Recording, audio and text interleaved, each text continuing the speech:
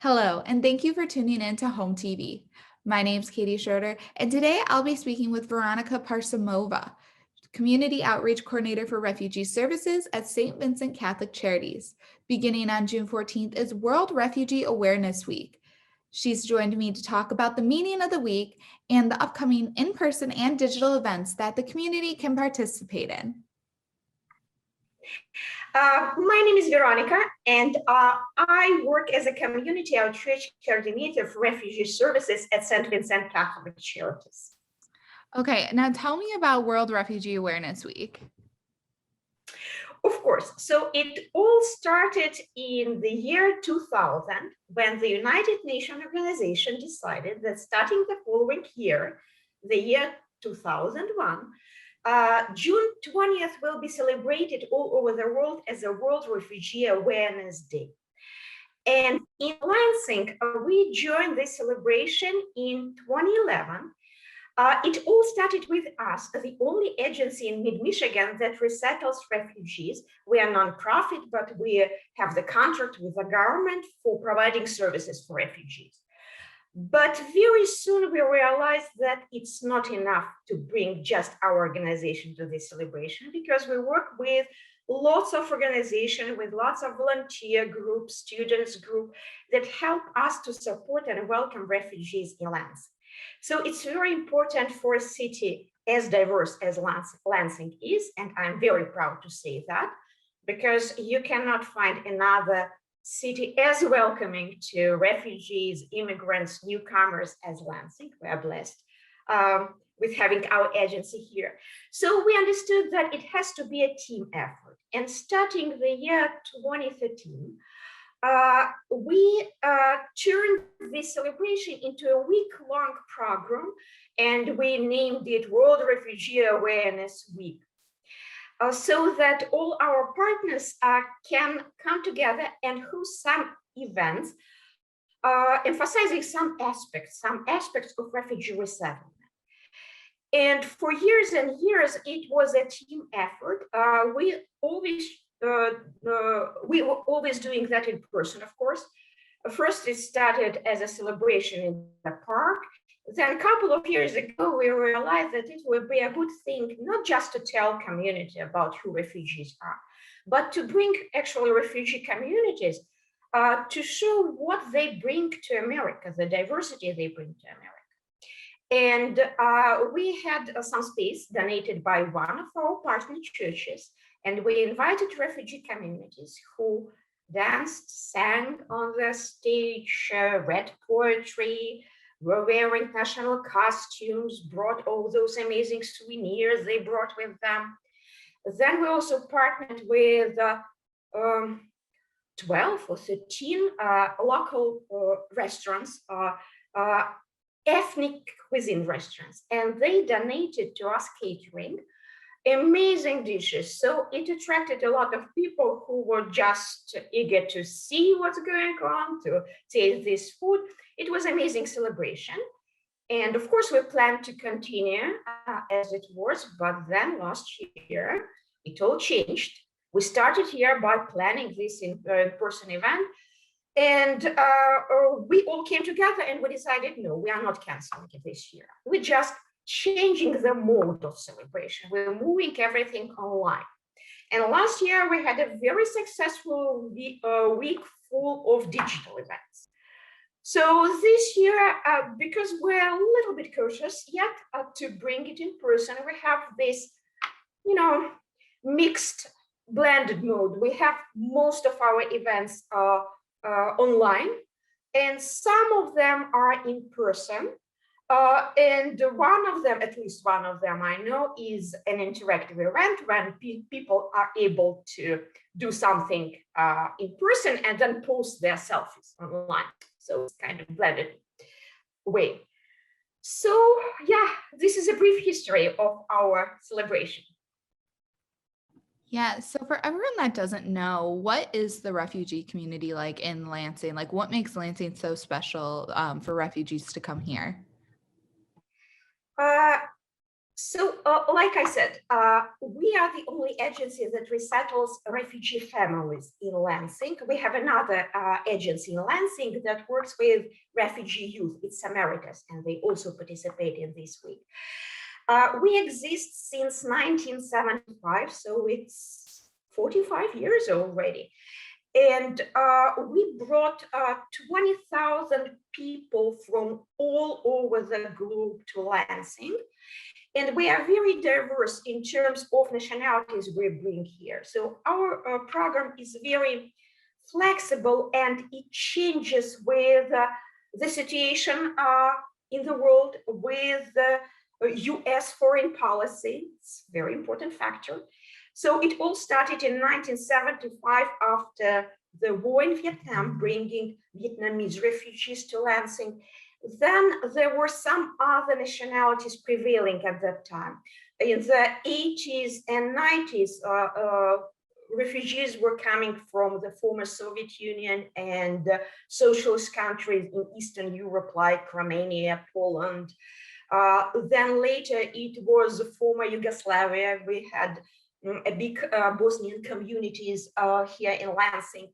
Then it was some countries in Africa, in Southeast Asia, then from the countries in Middle Eastern countries, Iraq, of course, and we started resettling Syrians. And I am not mentioning all the countries where we that are not on the map of the global conflicts, but even in those countries, people are persecuted because they belong to some wrong religion, because they belong to certain social group, because they belong to certain sexual orientation, because they are just women. You know, in some countries, women are persecuted and killed just because they are women. So all of these people have a legal right to apply for refugee status. They are interviewed by United Nations High Commission for Refugees, and if they are able to prove that they are persecuted in their country, they are not able to return to their native country, they can participate in this program and eventually be resettled in some countries, including the United States. And in the United States, Lansing is one of the very popular destinations for refugees. What makes it so important to you to participate and help in this initiative in this week of celebrations? Yes, it's really important for us for many reasons. First of all, we would like to raise awareness. And when people have the conversation about diversity, we want them to think about refugees, because they are people who bring diversity to communities in many senses. They bring diversity in languages, in cultures, in cuisine.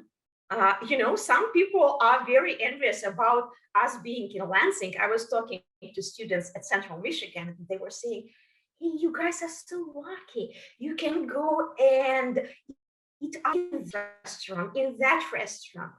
So, and of course, we hope for some outcomes for us as well, because we really need help and support. We cannot do our task just on ourselves. We need support. And like I mentioned before, we are very lucky. We have a lot of support. We want people to donate that time and effort to volunteer with us, to be family mentors, for example, or to be online tutors, helping people to learn better English. We have a very robust internship program. So we invite students from all the university, from all majors, to apply for internship with us. It's a great experience. Of course, we hope people will donate cash and in-kind donations to us. They will support us financially with money, or gift cards are a very popular option with us, because in many cases we have the families who come to Lansing from Africa in the middle of January, wearing, of course, their beautiful African dresses and flip-flops and we have those gift cards, and we can immediately take them shopping for warm boots, warm socks, hats, scarves, and whatnot. So it's very important. Maybe people want to invite us to their organizations to speak about our program. We are always happy to do that. And just will help probably to raise awareness, to share information with their neighbors, and or maybe just to say, hey, you are so welcome here. It's just such a simple thing, but it's so important for somebody who is just trying to build their life from scratch in their new homes. So where can people find, or I guess I should ask first, what are some of the events you are looking forward to for this upcoming week for the Refugee Awareness Worldwide? A lot of events. You can actually find the schedule on our website, stvcc.org. Starting Monday, it will be posted on our Facebook, on Instagram, and all our partners are posting that. So we are promoting each other's event. And I can't wait till next week because I've never seen most of those events. I've heard about them, but I'm looking forward to attending them.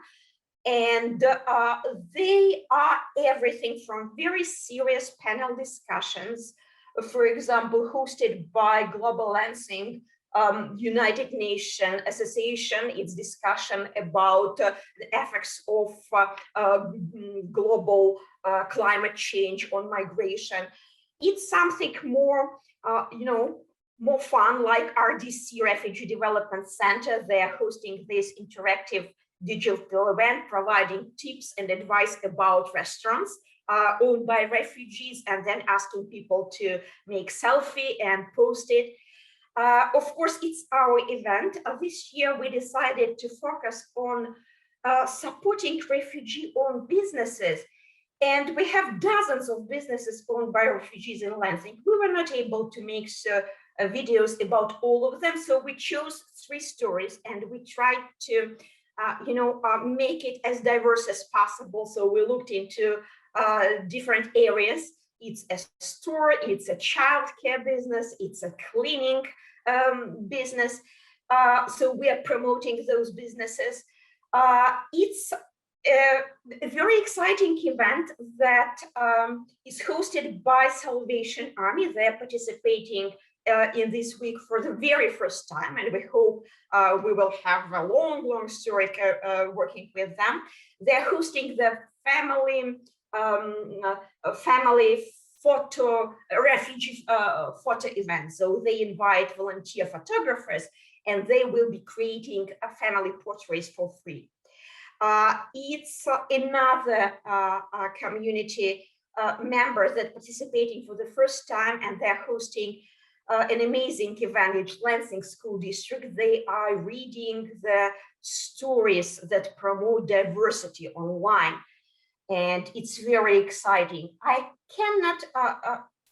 can't speak about it for hours and hours, but I'm just not willing to omit just one event because they are all great and exciting. And please check on this timeline and attend as many events as possible. Sounds like a great way too for like the refugee community to like come in with the community that's been here and really invite them in. So thank you so much, Veronika, for talking with me. I really appreciate it. Thank you, Katie. It was a great pleasure talking. Thank you for tuning in to this interview with HOMTV. My name's Katie Schroeder, and enjoy your day.